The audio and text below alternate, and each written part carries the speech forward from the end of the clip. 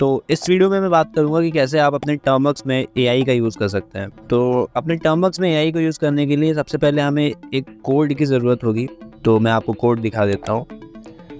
जैसे कि आप देख सकते हैं ये कोड बैश स्क्रिप्टिंग में लिखा गया है और पहले मैं आपको एक्सप्लेन कर दूंगा कि ये कोड काम कैसे कर रहा है and then will move on to term works. तो देख सकते हैं पहली लाइन यहाँ पे लिखी है /bin/bash।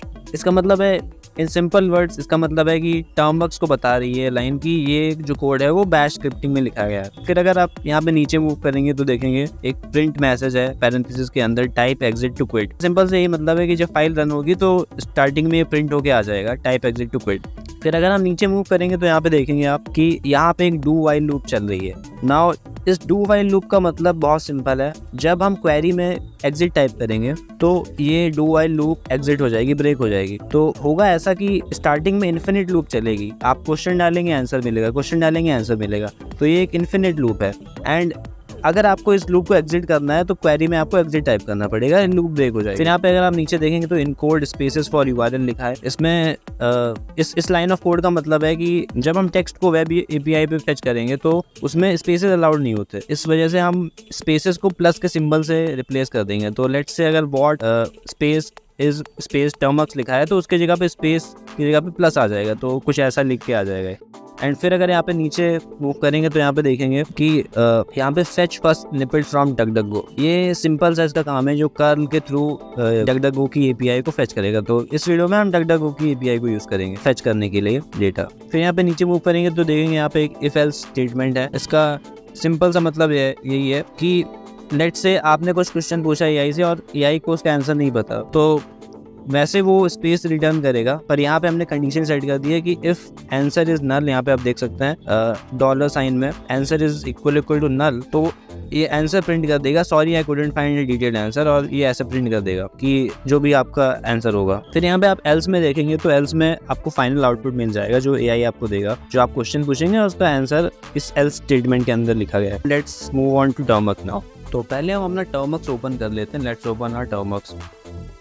अब यहाँ पे हम एपीडी अपडेट और एपीडी अपग्रेड कर देते हैं। पहले एपीडी अपडेट एपीडी अपग्रेड।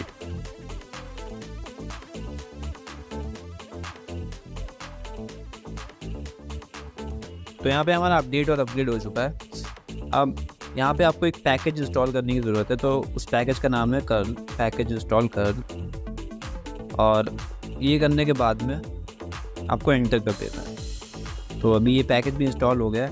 अब आपको यहाँ पे एक नई फाइल क्रिएट करनी है, nano myai.sh, या जिस भी नाम से आप क्रिएट करना चाहते हैं।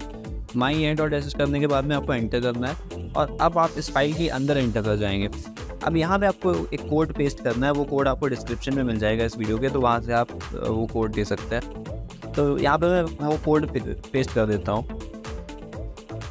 ये कोड यहाँ पे पेस्ट हो गया। अब यहाँ पे आपको कंट्रोल पे क्लिक करना है एंड देन एस पे क्लिक करना है, तो यहाँ पे सेव हो जाएगा। यहाँ पे लिख के आ गया रोड 28 लाइन्स। अब यहाँ पे कंट्रोल और एक्स करके एग्जिट मार लेना है यहाँ से।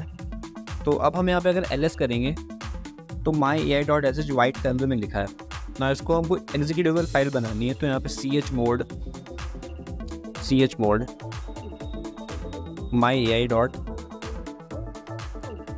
ऐसे करेंगे तो myai.sh करेंगे तो यहाँ पे इसका मोड चेंज हो जाएगा। अभी एग्जीक्यूटेबल फाइल बन जाएगी। तो अगर मैं यहाँ पे ls करूँ तो यहाँ पे देख सकते हैं ग्रीन कलर में आ गई है। अब यहाँ पे ./myai.sh करके इसको रन कर देना फाइल को। जैसे यहाँ पे एंटर करेंगे हमारा बॉट एक्टिवेट हो चुका है। तो अब यहाँ पे अगर मैं जैसे लेट से टर्मवर्क्स लिखता हूँ तो यहाँ पे टर्मवर्क्स का इंफॉर्मेशन दे दिया। फिर यहाँ पे अगर मैं लिखता हूँ काली लिनक्स, तो यहाँ पे काली लिनक्स की इंफॉर्मेशन दे दिया। या फिर अगर मैं यहाँ पे लिखता हूँ मार्स तो यहाँ पे बता दिया the 4th planet from the sun. तो ऐसे ही आप यहाँ पे क्वेश्चन पूछ सकते हैं अपने अकॉर्डिंग। यहाँ पे अगर आप एग्जिट लिखेंगे तो एग्जिट हो जाएगा। इसके पीछे का लॉजिक भी मैंने आपको बता दिया है। बाय द वे ये कोई लार्ज लैंग्वेज मॉडल नहीं है। इस वीडियो में मैंने आपको बेसिक बताया है कि आप कैसे बैश स्क्रिप्टिंग का यूज़ करके डकडकगो की वेब एपीआई को फेच कर सकते हैं और आप उससे डेटा ले सकते हैं। तो गाइस मैं एक और वीडियो पे काम कर रहा हूँ। उस वीडियो में मैं बताऊंगा आपको कि कैसे आप लार्ज लैंग्वेज मॉडल को प्राइवेटली अपने डिवाइस में कैसे रन कर सकते हैं विदाउट इंटरनेट ऑफलाइन। तो stay tuned for that video. Thanks for watching. I will see you in the next one.